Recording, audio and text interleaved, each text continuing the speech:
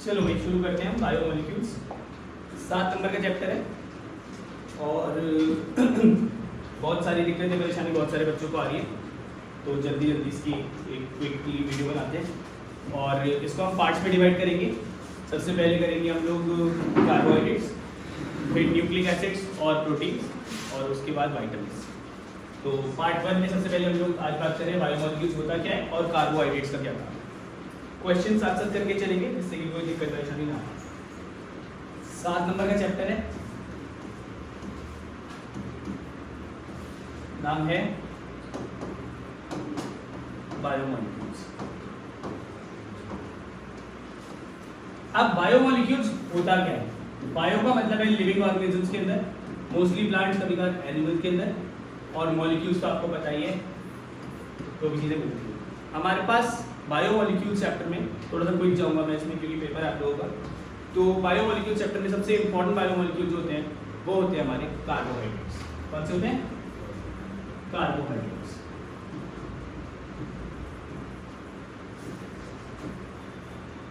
Carbohydrates जो होते हैं इन्हें हम शुगर्स भी कहते हैं क्योंकि ये स्वीट टेस्टिंग होते हैं और इनका जनरल फॉर्मूला होता है CxH2O(Y).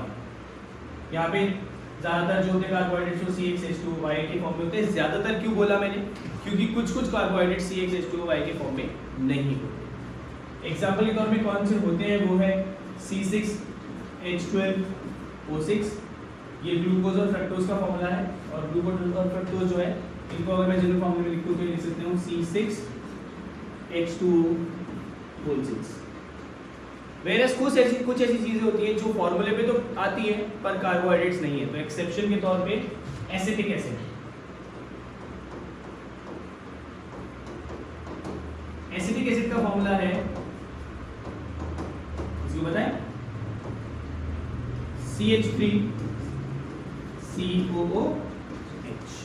अब यहाँ पे कार्बन 2 है, H 4 है और O 2 है। इसको अगर मैं जनरल फॉर्मूले में डालूं तो C2H2O4+। ये बिल्कुल कार्बोहाइड्रेट के फॉर्मूले में आता है but it is not a carbohydrate. Therefore ये एक्सेप्शन हो गया। जरूरी नहीं है कि इस फॉर्मूले में जो चीज आएगी वो कार्बोहाइड्रेट होगा ही होगा। वेयरएज एक और एग्जांपल है, ये भी एक्सेप्शन है, इसका एग्जांपल है रैमनोस।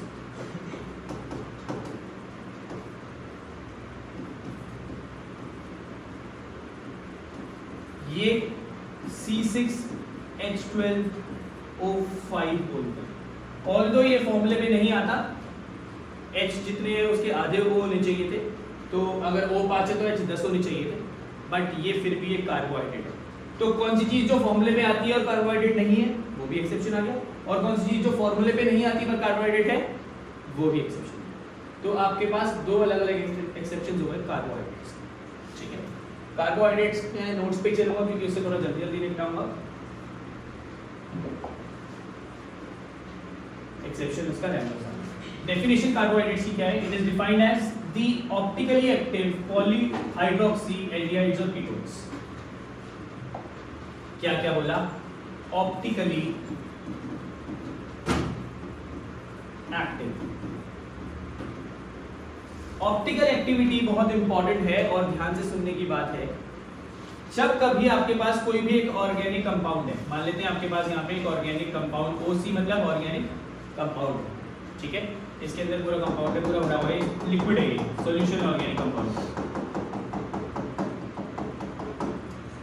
लाइट जो है अनपोलराइज्ड लाइट इस डायरेक्शन में आ रही है और इसकी दो पोलराइजेशन है, एक इधर एक ऊपर नीचे।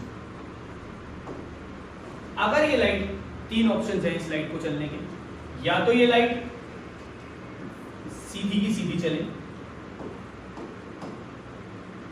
या ये लाइट एक साइड पे टिल्ट हो जाए, या ये लाइट दूसरी साइड पे टिल्ट हो जाए। ऑप्शन 1 और ऑप्शन 3 अगर हो रहा है इसका मतलब ये जो कंपाउंड है वो ऑप्टिकली एक्टिव है, जो कि रोटेट करता है कौन सा डेक्स्ट्रो और लीवो। तो उसके लिए ऑप्टिकली एक्टिव कंपाउंड्स होते हैं। तो सबसे पहली बात, carbohydrates are optically active. Polyhydroxy एक वर्ड लिखा है, मैं आपको वर्ड पूरा बोल रहा हूँ जिससे आपको पता चल जाए इसका मतलब क्या है। पॉलीहाइड्रोक्सी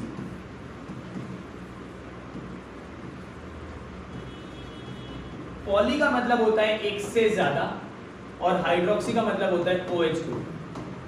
तो एक से ज्यादा नहीं, कहीं से ज्यादा, 10 से भी ज्यादा, 12 से भी ज्यादा OH ग्रुप, कभी कभी 2 3 4 5 OH ग्रुप, मतलब एक से ज्यादा। एक होता है मोनो और एक से ज्यादा होता है पॉली। तो polyhydroxy, optically active polyhydroxy aldehydes और कीटोन्स। आपको पता है एल्डिहाइड क्या होते हैं, जो CHO ग्रुप होता है, और कीटोन कौन सा होता है जिसमें बीच में CO ग्रुप आता है। तो कार्बोहाइड्रेट्स की बेसिक डेफिनेशन यही है, और इन्हें हम शुगर्स कहते हैं। शुगर्स इसलिए कहते हैं क्योंकि ये स्वीट टेस्टिंग होते हैं। इनका एक और नाम होता है सैकराइड्स। क्या नाम होता है?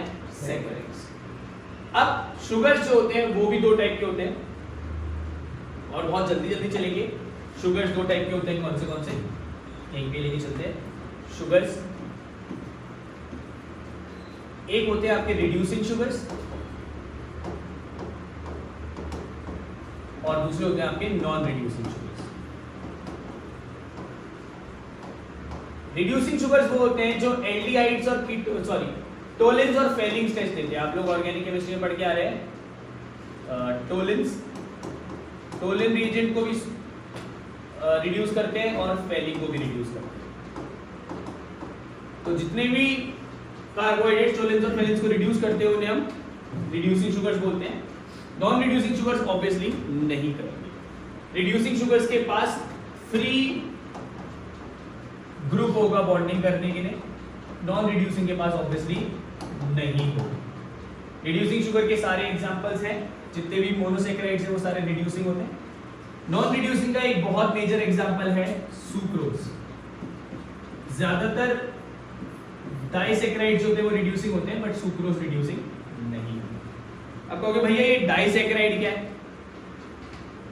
अब कार्बोहाइड्रेट्स हो सकते हैं कि सिंपलेस्ट कार्बोहाइड्रेट हो, जो सिंगल यूनिट हो, सिंपलेस्ट, जो आपने यहाँ पे लिखा है ग्लूकोज या फ्रक्टोज, दोनों का फॉर्मूला यही होता है। ये सिंपलेस्ट कार्बोहाइड्रेट्स होते हैं। इन कार्बोहाइड्रेट्स में ग्लूकोज और फ्रक्टोज या और कोई जितने भी होते हैं, उन सब में अगर वो और हाइड्रोलाइज नहीं हो सकते और टूट नहीं सकते, तो उसको हम कहते हैं मोनोसैकेराइड्स। कौन से सैकेराइड्स? मोनोसैकेराइड्स। मोनोसैकेराइड्स होते हैं वो कंपाउंड जो फर्दर हाइड्रोलाइज नहीं हो सकते। एग्जांपल है ग्लूकोज,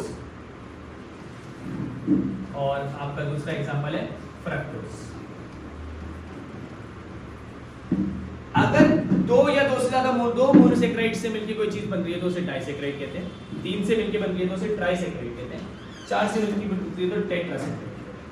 तो 2 से 10 वालों को हम एक कंबाइंड नाम देते हैं, जिन्हें हम बोलते हैं ओलिगोसैकेराइड्स। ओलिगोसैकेराइड्स में सबसे इंपॉर्टेंट होते हैं डाइसैकेराइड्स, क्योंकि हमारे पास ज्यादातर एग्जांपल डाइसैकेराइड के एग्जांपल है सुक्रोज, जो कि एक डाइसैकेराइड है। मतलब जब ये टूटेगा तो 2 चीजें बनेंगी, 2 मोनोसैकेराइड्स बनेंगे। टूटेगा, इसको अगर हम केमिकली लिखेंगे, केमिस्ट्री में लिखेंगे तो ये टूटेगा नहीं लिखेंगे, हम लिखेंगे ये हाइड्रोलाइज होगा। तो सुक्रोज जब हाइड्रोलाइज होगा तो वो 2 कंपाउंड बनेगा, एक ग्लूकोज एक फ्रक्टोज। और उसके बाद पॉलीसैकेराइड जो होते हैं, पॉलीसैकेराइड जो होते हैं वो 10 से ज्यादा मोनोसैकेराइड से मिलकर बनते हैं। आपके पास एग्जांपल्स आपके पास है स्टार्च, ग्लाइकोजन, ठीक है। तो ये सारे आपके पास कौन से होते हैं? पॉलीसैकेराइड्स। याद रखना, पॉलीसैकेराइड जो होते हैं वो शुगर्स नहीं बोलते उन्हें, क्योंकि ये स्वीट टेस्टिंग नहीं होते। ओलिगो तक स्वीट टेस्टिंग होते हैं, बट पॉली तक स्वीट टेस्टिंग नहीं होते। Let's go to the page number 2 and एक बार जल्दी से नोट्स देख लेते हैं। इसके साथ साथ हम आज इसी में ही साथ क्वेश्चंस करते चलेंगे। आप देख सकते हो ओलिगोसैकेराइड 2 से 10 मोनोसैकेराइड से मिलकर बनते हैं। डाइसैकेराइड्स के एग्जांपल सुक्रोज है जो ग्लूकोज फ्रक्टोज होता है, माल्टोज है जो 2 ग्लूकोज के कंपाउंड्स होते हैं। सिंपलेस्ट कार्ब्स कौन से होते हैं? कार्ब्स या कार्बोहाइड्रेट्स मोनोसैकेराइड्स होते हैं। ग्लूकोज फ्रक्टोज राइबोज ये सारे मोनोसैकेराइड्स। अबाउट 20 मोनोसैकेराइड्स हमारे पास प्रेजेंट है। पॉलीसैकेराइड 10 से ज्यादा मोनोसैकेराइड से मिलकर बनता है, जब टूटता है तो 10 से ज्यादा का अमाउंट आता है। नॉन शुगर्स कहते हैं क्योंकि स्वीट टेस्टिंग नहीं होता। स्टार्च, सेल्यूलोज, ग्लाइकोजन, गम्स ये सारे इसके एग्जांपल्स हैं। आप लोग देख सकते हो नोट्स वैसे आप लोगों के पास हैं, अगर नहीं है तो आप लोग इससे स्क्रीनशॉट ले सकते हो। अब आते हैं सबसे मेजर मोनोसैकेराइड। सबसे मेजर मोनोसैकेराइड जो है वो है ग्लूकोज। ये सबसे मेजर मोनोसैकेराइड है। इसकी टोटल 8 रिएक्शंस हैं। जिनमें से एक या दो रिएक्शंस आपके पेपर में आने के बहुत बहुत बहुत बहुत बहुत बहुत बहुत ज़्यादा चांसेस होते हैं, ठीक है। तो ग्लूकोज को हम एक और नाम से बुलाते हैं, यहाँ पे लिखा है डेक्सट्रोज, तो ग्लूकोज को हम डेक्सट्रोज भी कहते हैं। एमसीक्यू में अगर देखेंगे तो एक क्वेश्चन है कि डेक्सट्रोज किसे कहते हैं, आप बोलोगे ग्लूकोज। ग्लूकोज के पास दो प्रिपरेशंस है ग्लूकोज की, एक होता है केन शुगर माने सुक्रोज से, और दूसरा होता है स्टार्च से। याद रखें, सुक्रोज से जो है वो उतना लार्ज अमाउंट ऑफ ग्लूकोज नहीं बन पाता, इसलिए हम स्टार्च से बनाते हैं जो कमर्शियली यूज होता है। तो जब कमर्शियली हमें ग्लूकोज बनाना है, ग्लूकॉन डी वगैरह जो भी आप चीजें खाते हो पीते हो, उसके अंदर जो ग्लूकोज का कंटेंट आता है वो कमर्शियल ग्लूकोज से बनता होगा, तो ऑब्वियसली स्टार्च से बनता है। सुक्रोज से कैसे बनता है? सुक्रोज C12H22O11 कंपाउंड होता है, और सुक्रोज जो है वो दो कंपाउंड बनाता है, एक ग्लूकोज का एक फ्रक्टोज का। हाँ, तो सुक्रोज जो है वो जब टूटता है तो वो एक ग्लूकोज और एक फ्रक्टोज बनाता है। सुक्रोज को हम इनवर्ट शुगर भी कहते हैं। याद रखें, सुक्रोज ऐसे नहीं टूटेगा C12H22O11, इसके अंदर पहले एक वाटर मॉलिक्यूल जाएगा, जिससे कि कार्बन की कंटेंट तो 12 की 12 ही रहेगी, हाइड्रोजन 22 थे, दो और मिलकर कितने हुए 24, और ऑक्सीजन 11 थे, एक और मिलकर कितने हुए 12। ये पूरे को दो में डिवाइड करूंगा तो कितने हो जाएंगे C6H12O6। यही ग्लूकोज में आ रहा है, यही फ्रक्टोज में आ रहा है, तो रिएक्शन तो आपके पास बैलेंस दिख रही है। इसके साथ आप एसिडिक मीडियम में इन्वर्टेज एंजाइम डालते हो। क्या डालते हो? Invertase enzyme. जब ये इन्वर्टेज एंजाइम इसमें डलता है तो इन्वर्ट शुगर से कहते हैं, इन्वर्टेज एंजाइम डलता है तो ये डिवाइड होता है और 50% सुक्रोज और 50% ग्लूकोज और 50% फ्रक्टोज से। तो पहला आ गया सुक्रोज से, ये याद होनी पड़ेगी डेफिनेशन। दूसरा आ गया फ्रॉम स्टार्च, कमर्शियली यूज होता है, स्टार्च या सेलुलोज दोनों से बन सकता है, और स्टार्च में C6H10O5 कंपाउंड है, n नंबर ऑफ मॉलिक्यूल्स एक साथ लगे होते हैं। जो n यहीं पे है वो ये n यहाँ पे वाटर के साथ रिएक्शन होती है, फिर दोबारा से ये H पॉजिटिव की प्रेजेंस में, बट यहाँ पे 393 केल्विन अराउंड 120 डिग्री सेल्सियस और 2 से 3 atm का प्रेशर इसमें लगता है, और ये n नंबर ऑफ ग्लूकोज देते हैं। तो अगर यहाँ पे 1000 मॉलिक्यूल्स ग्लूकोज के जुड़े हुए हैं तो ये 1000 ग्लूकोज देते हैं। तो ये दो रिएक्शंस हैं जो आपकी कमर्शियली ग्लूकोज बनाने के, एक कमर्शियली और एक नॉर्मली आप बना सकते हो, इन दोनों के काम आते हैं। और ग्लूकोज की ये दोनों प्रिपरेशंस हैं। दो प्रिपरेशन के बाद ग्लूकोज की 6 रिएक्शंस हुई।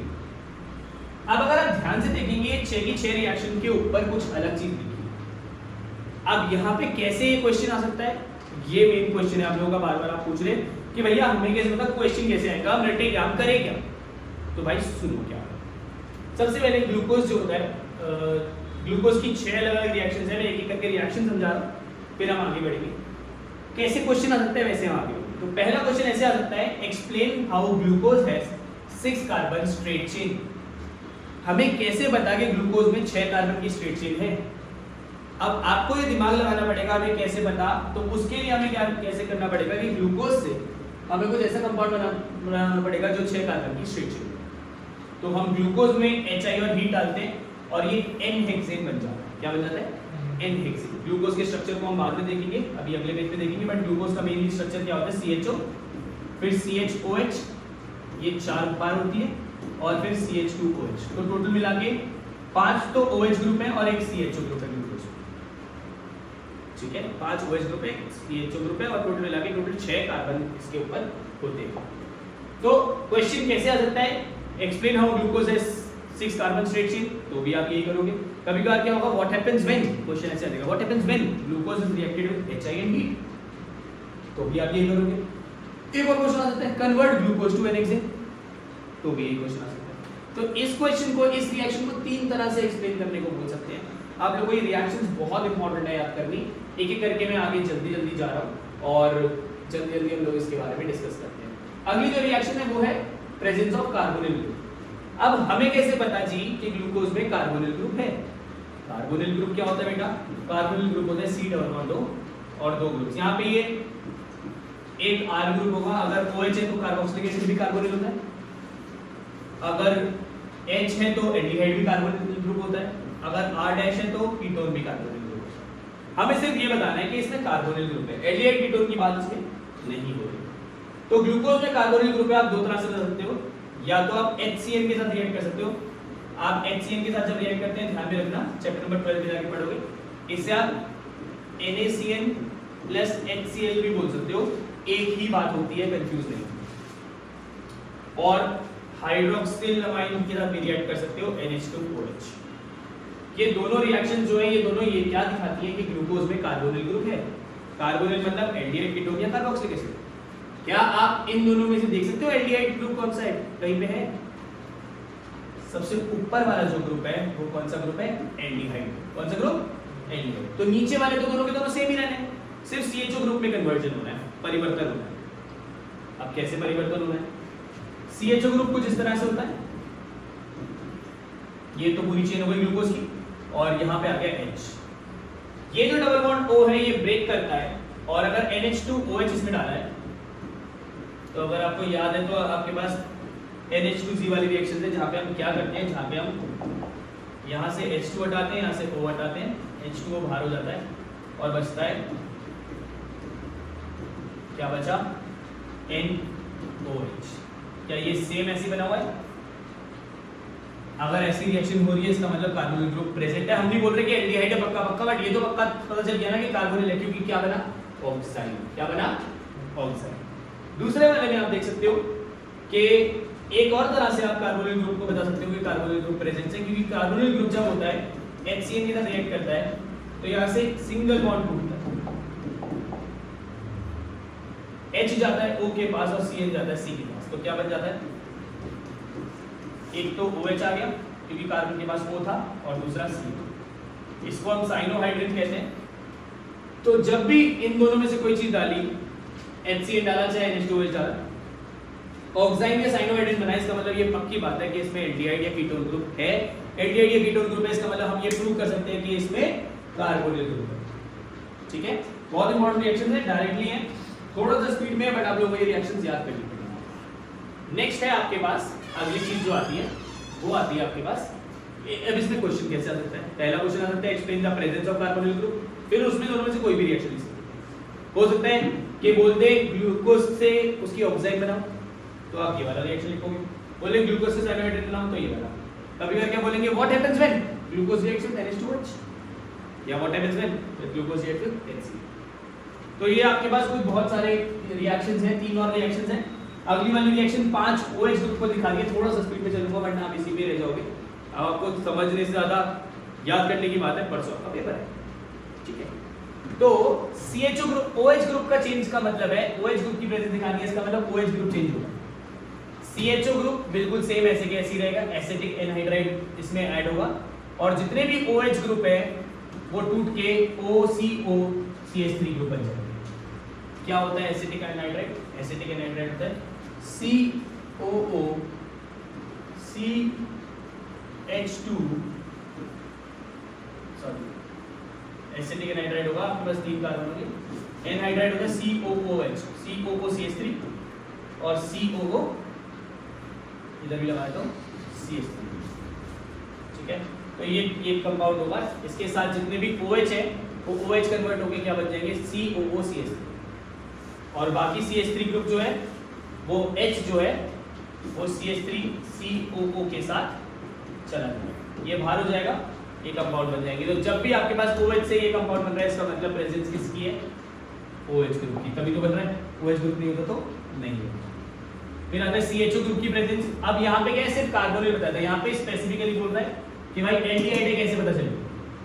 सिंपल बात है, जब भी एल्डिहाइड में ब्रोमीन वाटर डालते हैं तो वो कार्बोक्सिलिक एसिड में कन्वर्ट हो जाता है, और ग्लूकोज से वो क्या बन जाएगा? Gluconic acid. क्या बन जाएगा?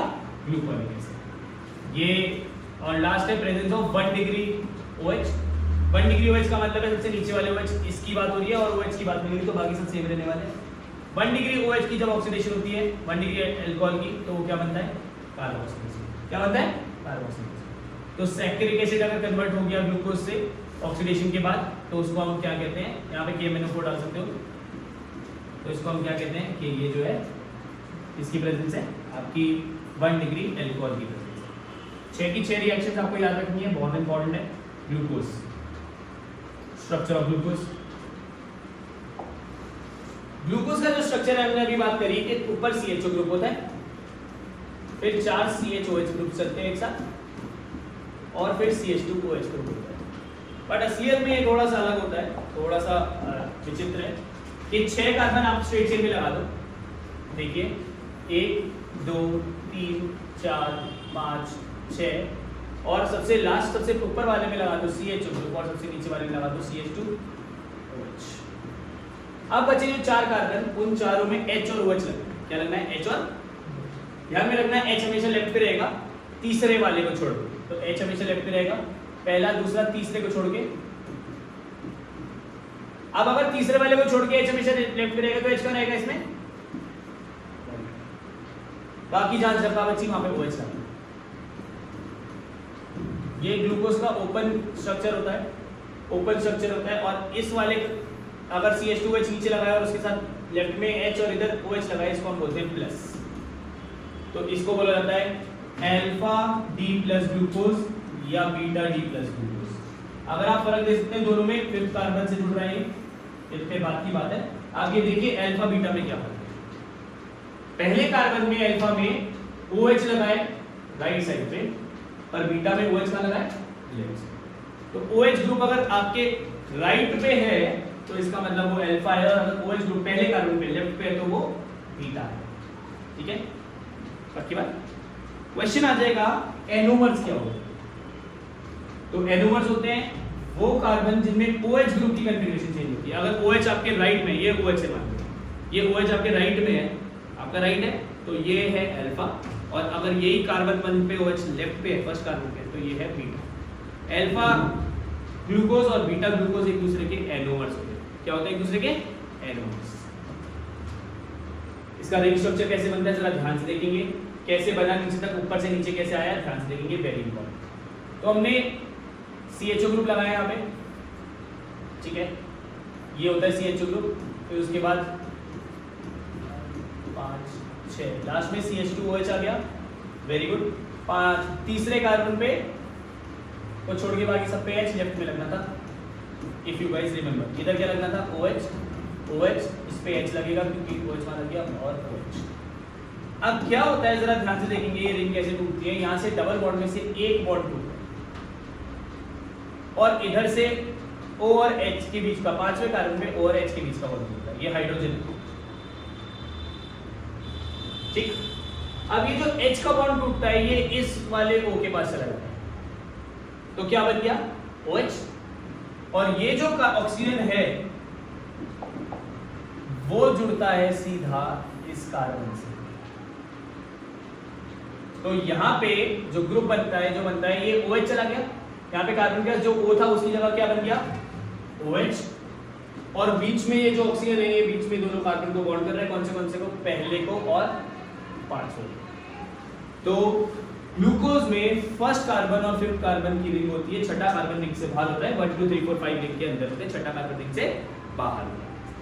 तो इसी का ही पायरेनोस हैबर स्ट्रक्चर, ये पायरेनोस स्ट्रक्चर जो है उसमें पहला कार्बन ये रहा।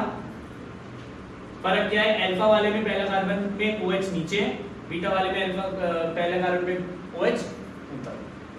5 कार्बन की चेन है, टोटल है 6 साइड की चेन है, 6 साइड की चेन, बट एक उसमें से एक कार्बन नहीं, ऑक्सीजन। तो 5 कार्बन से 1 2 3 4 5 और छठा कार्बन बाहर है। फ्रक्टोज में क्या होता है? कार्बन में एल्डिहाइड ग्रुप होता है, फ्रक्टोज कीटोन है। तो ये भी बिल्कुल सेम फॉर्मूला है C6H12O6, बट इसका स्ट्रक्चर में कीटोन आता है, और आपको पता है कि कीटोन कभी भी कोने पे नहीं आता, कीटोन हमेशा बीच में आता है। तो कीटोन बीच में आता है, ये वाला बॉन्ड। तो पहला दूसरा कार्बन जो है वो 5वें कार्बन के साथ बॉन्ड करता है, और सेम वही हालत होती है, ये इधर जाता है और रिंग बन जाती है 2 और 5 कार्बन। वेरेस ग्लूकोज में रिंग बनती थी 1 और 5 कार्बन। तो इसमें 2 कार्बन बाहर आ गए, 2 से पहले वाला कार्बन मतलब फर्स्ट कार्बन भी चेन के बाहर है और 6th कार्बन भी चेन के बाहर है। देखिए 2 कार्बन चेन के बाहर है, ये अल्फा है, ये बीटा है। इसमें याद रखें उसमें 6 साइड का स्ट्रक्चर था, 5 कार्बन जुड़े थे। इसमें 5 साइड का स्ट्रक्चर है, 4 कार्बन जुड़े हैं। कौन से? 2 3 4 5, क्योंकि 1 और 6 तो चेन के बाहर है। इस वाले स्ट्रक्चर को जो 5 साइड का होता है उसे बोलते हैं फ्यूरानोस स्ट्रक्चर, और जो 6 साइड का स्ट्रक्चर होता है उसे बोलते हैं पायरेनोस स्ट्रक्चर। इंपॉर्टेंट है स्ट्रक्चर्स, बहुत जरूरी है, स्क्रीनशॉट ले लेते हो आप, ले सकते फिर हम आते हैं डाइसैकेराइड्स। बहुत इंपॉर्टेंट चीज बता रहा हूँ, फिर जल्दी से इसके क्वेश्चंस पे चलेंगे। काफी सारे क्वेश्चन है इसके अंदर। डाइसैकेराइड्स, डाइसैकेराइड्स होते हैं वो दो मोनोसैकेराइड्स देते हैं। सबसे पहला डाइसैकेराइड का एग्जांपल आपको दे रखा है, जिन्हें हम कहते हैं सुक्रोज। सुक्रोज एक अल्फा डी ग्लूकोज और बीटा डी फ्रक्टोज से मिलकर बनता है। इसके बीच की जो बॉन्डिंग होती है, दो मोनोसैकेराइड्स जो जुड़ते हैं, उस बॉन्डिंग को हम कहते हैं ग्लाइकोसिडिक लिंकेज। कौन सी लिंकेज? ग्लाइकोसिडिक। ध्यान में इसलिए रखने की बात ज्यादा जरूरी है क्योंकि अगर ग्लाइकोसिडिक, अगर ये पूछ देंगे कि कौन से बॉन्ड है, तो कार्बोहाइड्रेट्स में, सैकेराइड्स में, दो मोनोसैकेराइड्स में जुड़ के बनते हैं ग्लाइकोसिडिक। इसके अलावा पेप्टाइड लिंकेज, हाइड्रोजन बॉन्डिंग और अलग अलग लिंकेज आप देख सकते होगे, बट वो बात की बात है। अभी हम बात कर रहे हैं ग्लाइकोसिडिक लिंकेज, जहां पे दोनों साइड जुड़ते हैं। याद रखना है कि सुक्रोज जो है वो नॉन रिड्यूसिंग तो है ही, हमने पहले पढ़ा है एग्जांपल में, पर आपको ये याद रखना है कि अल्फा ग्लूकोज का फर्स्ट कार्बन और बीटा ग्लूकोज का सेकंड कार्बन एक दूसरे से जुड़ते हैं। तो सुक्रोज में क्वेश्चन आ जाएगा बॉन्डिंग क्या है, तो आप बोलोगे C1 of alpha glucose and C2 of beta fructose. Exactly यही, क्योंकि एमसीक्यू में आने वाला है ये। अब एमसीक्यू में सब एक जैसे दिखेंगे, अल्फा ग्लूकोज के बाद बीटा ग्लूकोज दे दिया तो गलत, C2 दे दिया अल्फा ग्लूकोज का तो गलत, सब कुछ सेम देंगे, यहाँ पे अल्फा फ्रक्टोज लिख दिया तो भी गलत। तो स्पेसिफिकली ये याद होना चाहिए, ये पूरी एक टेबल बना सकते हो कि सुक्रोज में क्या क्या जुड़ता है, C1 C2 किस किस का, अल्फा ग्लूकोज बीटा फ्रक्टोज, तो आपको पता चल जाएगा। पहले C1 C2 याद रखो, फिर alpha glucose beta fructose. Maltose जो होता है उसमें C1 of alpha glucose and C4 of alpha glucose. इसका मतलब अब आप माल्टोज लिखोगे, सेम टेबल बनाओगे, टेबल बना लोगे तो आसान हो जाएगा। माल्टोज लिखोगे C1 C4, किस किस की C1, alpha glucose alpha glucose. तो ये याद नहीं होगा तो दिक्कत हो जाएगी।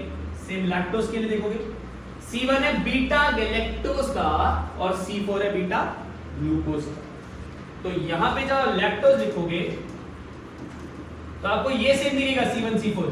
आप सोचोगे सेम तो ये दोनों, इसमें क्या है, बीटा गैलेक्टोज और बीटा ग्लूकोज। सारी की सारी आप टेबल बना लो, 5 चीजें ही हैं, ग्लूकोज, माल्टोज, लैक्टोज, स्टार्च और सेल्यूलोज। स्टार्च के दो कंपोनेंट्स होते हैं, अमाइलोज और अमाइलोपेक्टिन। अमाइलोज कर्व वाला कंपोनेंट होता है, स्ट्रेट चेन होता है, अमाइलोपेक्टिन ब्रांच होता है। अमाइलोज 15 से 20% होता है, अमाइलोपेक्टिन 80 से 85%। अमाइलोज वाटर सॉल्युबल होता है, अमाइलोपेक्टिन वाटर इनसॉल्युबल होता है। अगर आपको डिफरेंस बिटवीन पीडीएफ में ये नहीं मिला है तो यहाँ से आप इसका भी डिफरेंस बिटवीन करें। अमाइलोज में C1 C4 होते हैं दोनों अल्फा ग्लूकोज के, अमाइलोपेक्टिन में C1 C6 होते हैं दोनों अल्फा ग्लूकोज के। तो ये भी एक डिफरेंस है, C1 C4 C1 C6। फिर सेल्यूलोज का भी है, C1 C4 होते हैं अल्फा ग्लूकोज के, नहीं किसके, बीटा ग्लूकोज के। ग्लाइकोजन एनिमल स्टार्च कहलाता है, सेम नॉर्मल अमाइलोपेक्टिन जैसा इसका फॉर्मूला होता है, तो C1 C6 of alpha glucose. ये याद रखना है। दोबारा बता रहा हूं, अगर नोट्स नहीं है तो आप इसको स्क्रीनशॉट ले सकते हो, बहुत बहुत बहुत बहुत जरूरी है। 7 नंबर का चैप्टर है, बहुत इंपॉर्टेंट। और यही तक है अभी हमारा पार्ट, जो कि है कार्बोहाइड्रेट्स। बट अब इसे पूरा ये नहीं मान रहे हैं कि हमने कंप्लीट कर लिया है। हम कुछ क्वेश्चंस इसके देखते हैं जिससे कि हमें बेसिक आइडिया हो जाए। इसी के साथ साथ एक आप लोगों के लिए इंफॉर्मेशन है कि 5 तारीख से 5 मार्च से शुरू हो रहा है आपका नीट का क्रैश कोर्स। तो जिसको भी ज्वाइन करना है तो वो बता दें। और हमारे बायो वाले बच्चे जो हमसे पढ़ते हैं उन लोगों के लिए तो ऑफ है वैसे ही काफ़ी ज़्यादा, और बाकी बच्चे जो नहीं पढ़ते हैं वो लोग भी ज्वाइन कर सकते हैं, उनसे भी और पैसे लेंगे। सिंपल है। तो आते हैं हम लोग क्वेश्चंस पे। 2025 का ही पहला क्वेश्चन है, furanose ring of fructose is form due to the reaction between. Fructose में कौन से कार्बन की बॉन्डिंग होती है? अभी हमने पढ़ा, पीछे से ऑप्शन आ रहा है, किसी ने ऑप्शन दिया है, कौन सा ऑप्शन दिया? ठीक है, बी। तो ग्लूकोज की अगर आंसर होता तो C1 C5 लिखा होता, पर फ्रक्टोज पूछा है तो C2 C5। मैंने कहा लिंकेज याद रखनी है, 1 नंबर का सीधा क्वेश्चन 2025 के पेपर में आ गया आपके साथ। हेबर्ट स्ट्रक्चर दे दिया। In the Haworth structure of the following carbohydrate, हमें नहीं पता कौन सा है, various carbon atoms have been numbered, the anomeric carbon is numbered as. Anomeric carbon कौन सा होता है? अभी पता है एनोमर क्या होता है, जहां पे OH ग्रुप की चेंज होती है, कौन से कार्बन की? First carbon. किस कार्बन की? First carbon.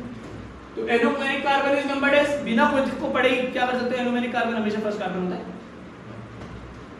सिंपल क्वेश्चन है। और भी देखिए आगे, which of the following statements is not true about glucose?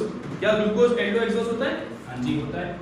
Next है, और हीटिंग विद HI क्या ये एनहेक्सेन बनाता है? हाँ, पहली जो रिएक्शन है ग्लूकोज की बिल्कुल बनाता है। अगला है, इट एग्जिस्ट इन फ्यूरानोज। बेटा बिल्कुल नहीं, फ्यूरन नहीं, ये पायरन रिंग देता है। तो इसका आंसर है सी। पायरन रिंग क्यों देता है? क्योंकि 6 कार्बन की रिंग होती है। फ्यूरन रिंग कौन सी होती है? फ्यूरन रिंग होती है आपकी कितने कार्बन की? 5 कार्बन की। जो कौन बनाता है? फ्यूरन रिंग कौन बनाता है? फ्रक्टोज। ग्लूकोज हमेशा पायरन रिंग बनाता है। और चौथा option, it does not give शिफ्ट टेस्ट, ये करेक्ट ही होना है क्योंकि बाकी तीनों तो मतलब बीच में तो रॉन्ग हो ही चुका। तो इसका मतलब है कि ये वाला पॉइंट जो है, इट डज नॉट गिव शिफ्ट टेस्ट, ये आप लिखोगे क्योंकि नोट्स में ऐड करोगे, क्योंकि नोट्स में आपके पास कहीं नहीं लिखा, पर आप यहाँ पे ऐड करोगे ग्लूकोज के अंदर ही कि ग्लूकोज डज नॉट गिव शिफ्ट टेस्ट। ये पॉइंटर आप ग्लूकोज के अंदर ऐड करोगे, वरना क्या होगा? वो पॉइंट मिस हो जाएगा। नेक्स्ट क्वेश्चन फिर 2025 का 12 बोल रहा हूं, कॉन्फ़िगरेशन की क्वेश्चन बहुत इंपॉर्टेंट है। Pyranose ring of glucose is formed due to the reaction between, फिर वो फ्रक्टोज का था, ये ग्लूकोज का है C1 C5, फ्रक्टोज होता तो C2 C5। Alpha D glucose, beta D glucose differ from each other with respect to what? क्या होते हैं ये एक दूसरे के? अभी बताया था, नोट्स में लिखा है एनोमर्स होते हैं। क्या होते हैं? एनोमर्स। तो ऑप्शन कौन सा करेक्ट लग रहा है? मेरे हिसाब से अगर मैं स्क्रीन के अंदर भी देख पा रहा हूं तो ऑप्शन मुझे दिख रहा है कि वो है आंसर डी। क्या ये डी है? आई सपोज यस डी है, तो ये डी आपका आंसर। एमसीक्यूज कर रहे हैं, 80 क्वेश्चन थे बट ज्यादातर एमसीक्यू है चैप्टर में। छठा question, maltose is a reducing sugar. याद रखें, डाइसैकेराइड में सिर्फ एक ही नॉन रिड्यूसिंग है, वो सुक्रोज है। तो माल्टोज रिड्यूसिंग शुगर है, बिल्कुल करेक्ट स्टेटमेंट। दूसरा part, maltose is composed of 2 glucose units of in which C1 of one glucose unit is linked to C4 of another glucose। बिल्कुल ठीक बात है, माल्टोज दोनों अल्फा ग्लूकोज से मिलके बनते हैं और दोनों की एक में C1 एक में C4। मैंने कहा था वो टेबल बना लो, उसी में से है। दोनों बातें करेक्ट हैं बट दोनों एक दूसरे में कोई रिलेशन नहीं है, दोनों अलग अलग स्टेटमेंट्स हैं। रिड्यूसिंग शुगर क्यों है? क्योंकि फ्री ग्रुप है, या टोलन को या फेलिन को रिड्यूस करता है, वो तो लिखा नहीं यहाँ पे। रीजन करेक्ट नहीं लिखा, दोनों पॉइंटर्स करेक्ट हैं बट ये इसका रीजन नहीं है directly, therefore answer is B. जब दोनों चीजें करेक्ट है बट एक दूसरे से कनेक्टेड नहीं है तो आंसर है डी। फिर आते हैं क्वेश्चन नंबर 7 पे। Fructose is a reducing sugar. Yes, fructose is a reducing sugar, ये तो आपको पता ही होना चाहिए कि फ्रक्टोज रिड्यूसिंग शुगर है।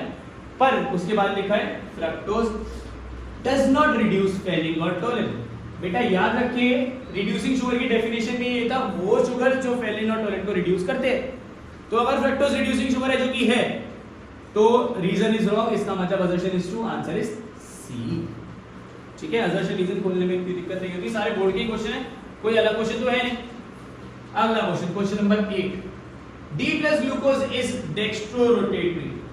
D plus glucose is dextrorotatory, ये भी आप लिख ले, लिखना है तो। पर ग्लूकोज जो होता है वो एक ऑर्गेनिक कंपाउंड है जो रोटेशन करता है, ऑप्टिकली एक्टिव होता है। सारे के सारे कार्बोहाइड्रेट्स ऑप्टिकली एक्टिव होते हैं। D प्लस का मतलब डेक्स्ट्रो ही होता है और माइनस का मतलब लीवो होता है, ध्यान में रखिए। प्लस का मतलब डेक्स्ट्रो, माइनस का मतलब लीवो। तो D प्लस डेक्स्ट्रो है, यस है, बिल्कुल ठीक बात है। सिंबल D रिप्रेजेंट डेक्स्ट्रो, बच्चा सोचता है D से डेक्स्ट्रो है, नहीं जी नहीं, प्लस से डेक्स्ट्रो भी बताया। तो इसका मतलब assertion is correct, reason is wrong. बच्चे को घुमा दिया, कह रहे D प्लस तो डेक्स्ट्रो होता है, भैया बताया था, पर D माइनस भी तो लीवो होता है, ये भी होता है। तो D से मतलब नहीं है डेक्स्ट्रो लीवो, प्लस माइनस है। So assertion is correct, reason is wrong. क्या आंसर आएगा इसका? आंसर आएगा इसका सी। चेक कर लेते हैं, हां जी ठीक है। अगला question, which of the following is a non reducing sugar. अभी बताया, इतनी देर से बात हो रही है, एक शुगर जो नॉन रिड्यूसिंग है, एक ही एग्जांपल बार-बार दे रखा है। एग्जांपल कौन सा है बताओ भाई, जो लोग यहां बैठे।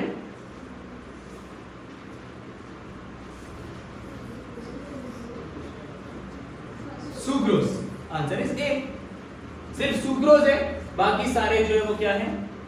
रिड्यूसिंग, सिर्फ sucrose non reducing. Next, glycosidic linkage involved in the linkage of glucose in amylose. दो पार्ट थे, एक अमाइलोज एक अमाइलोपेक्टिन।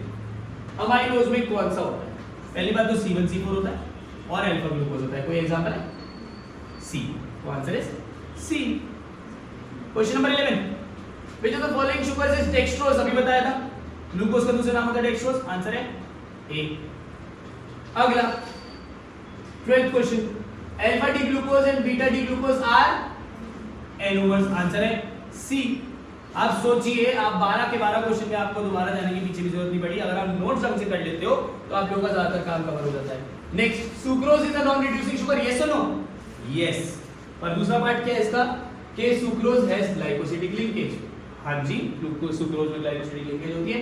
दोनों स्टेटमेंट्स आपस में करेक्ट है। नॉन रिड्यूसिंग भी होती है, ग्लाइकोसिडिक लिंकेज भी होती है, बट ये सही आंसर नहीं है।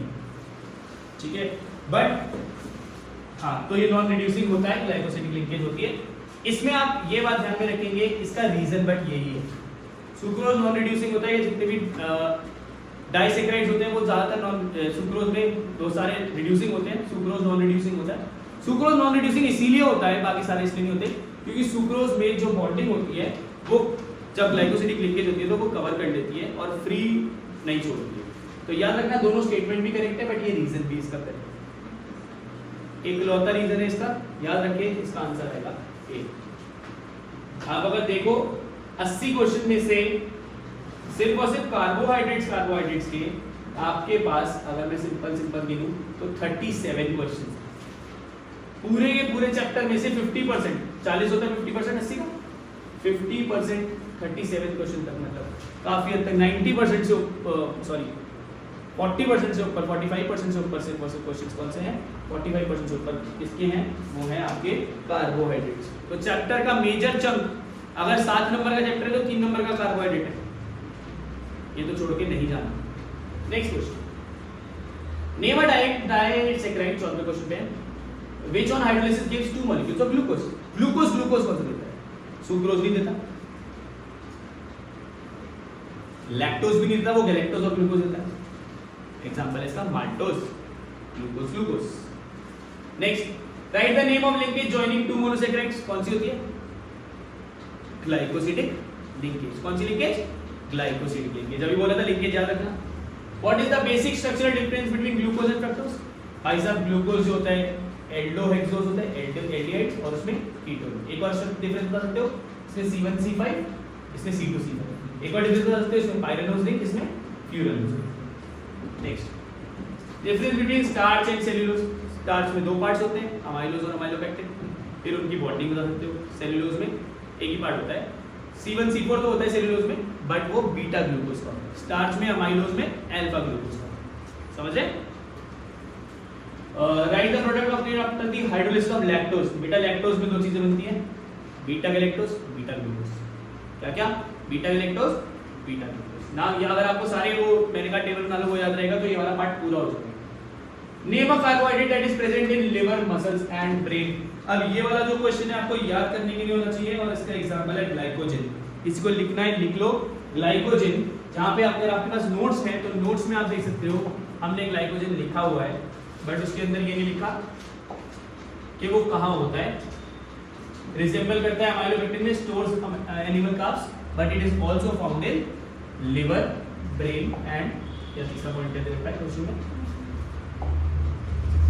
Liver, muscles and brain.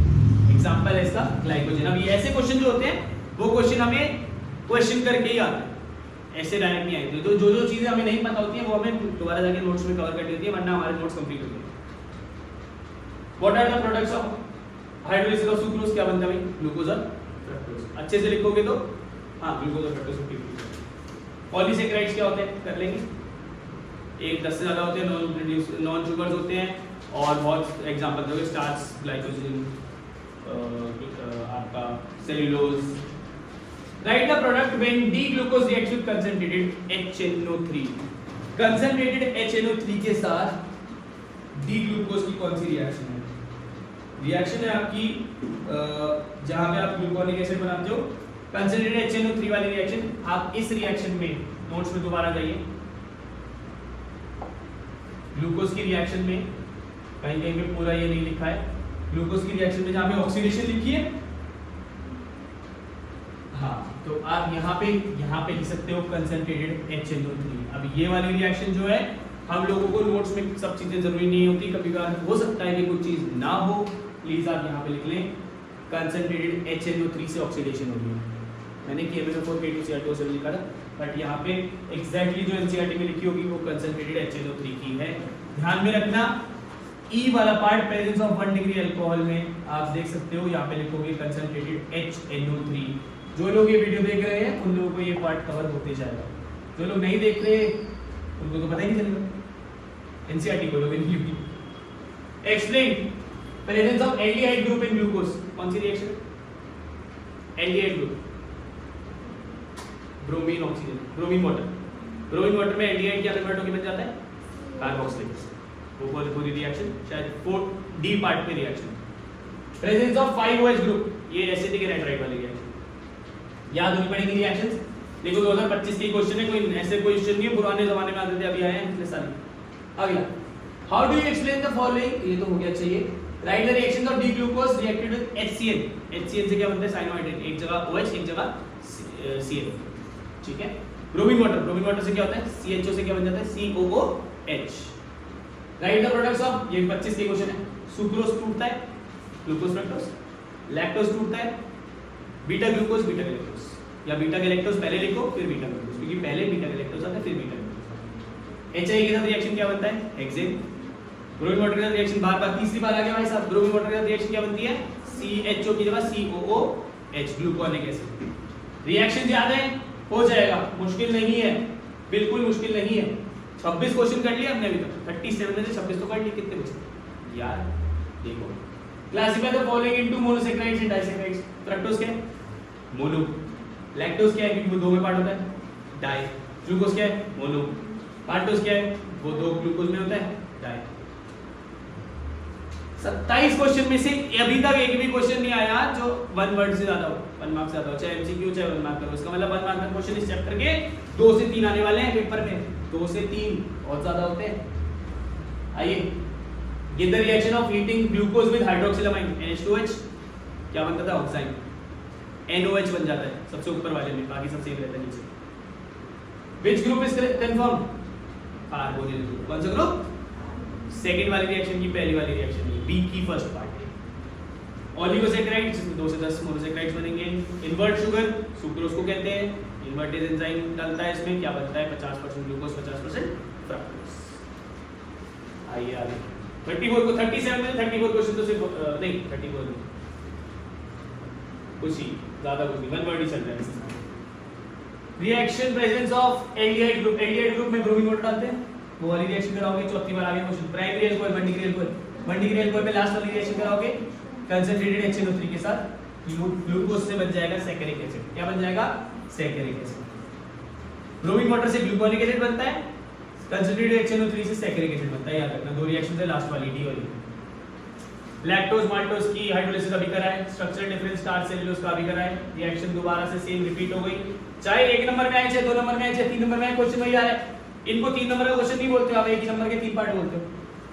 ये एक साथ नहीं आ रहा, कोई बड़ा क्वेश्चन नहीं है। रिएक्शन 5 स्ट्रेट चेन वाला है, हेक्सेन वाला है। 5 अल्कोहल ग्रुप वाला एसिटिक एनहाइड्राइड वाला है। Aldehyde carbonyl group bromine water, सबसे इंपॉर्टेंट ब्रोमीन वाटर है, 7वीं बार आ रहा है ब्रोमीन वाटर। फिर से HCl करोगे एसिटिक एनहाइड्राइड, ठीक है। ये क्या है? Acetic anhydride, CH3CO2ISO। स्टार्टिंग में सही से भी लिखा होगा, ध्यान से कर लो। COO लिख देना, CH3COO COCH3 ऐसे बनता है, इसको लिख लो वहां पे जाके। Acetic anhydride CH3COO COCH3, bond यहां से टूटता है, H की जगह ये पूरा जुड़ जाता है, और ये क्या बचा? CH3COOHL, ये बाहर निकल जाता है, H की जगह ये जुड़ जाता है। हर जगह आप देखोगे OH की जगह O के बाद ये लगा हुआ है, C double bond O, acetic anhydride. आते हैं 2-3 क्वेश्चन ही बच रहे हैं। What are reducing sugars? जो टोलेनोफेल को रिड्यूस करेगी। Monosaccharide, disaccharide. Name the polysaccharide which is known as animal starch. Glycogen. Why is it called? क्योंकि ये बिल्कुल सिमिलर होता है स्टार्च के अमाइलोपेक्टिन वाले स्ट्रक्चर से।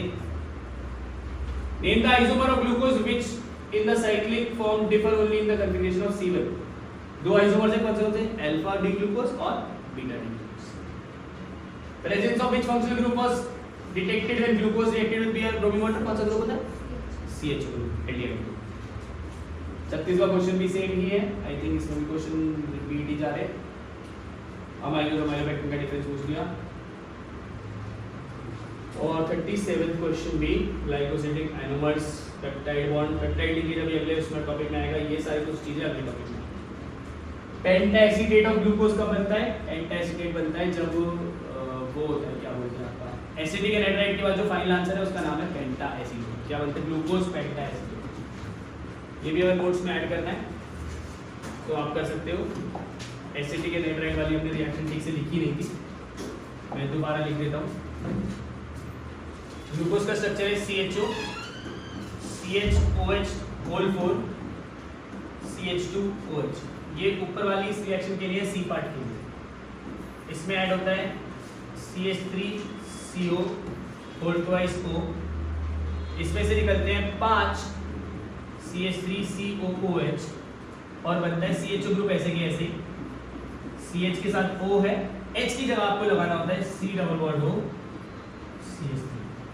ये लगा हुआ है नीचे, ये 4 बार लगेंगे और लास्ट में लगेगा CH2O C double bond O. इसे बोलते हैं ग्लूकोज पेंटाएसीटेट. ये पूरा का पूरा जो ये रिएक्शन है जो वहाँ पे खराब हुई थी स्टार्टिंग में उसका है. ये पूरा का पूरा पार्ट 1 है जिसमें आपका अराउंड 45% चैप्टर कंप्लीट होता है और ये बहुत इंपॉर्टेंट है और आप इसको अच्छे से करें. और ये है पार्ट 1 बायोमोलिक्यूल्स का ग्लूकोज.